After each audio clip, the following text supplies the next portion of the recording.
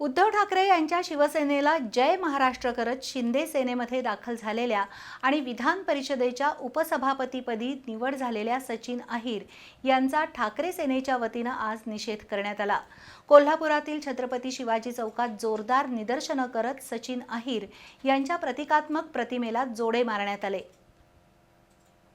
शिवसेना उद्धव ठाकरे पक्षातील आमदार सचिन अहिर यांनी शिवसेना शिंदे गटात प्रवेश करत विधान परिषदेचं उपसभापतीपद मिळवलं। सचिन अहिर यांनी जय महाराष्ट्र केल्याचा प्रकार ठाकरे सेनेच्या चांगलाच जिव्हारी लागलाय।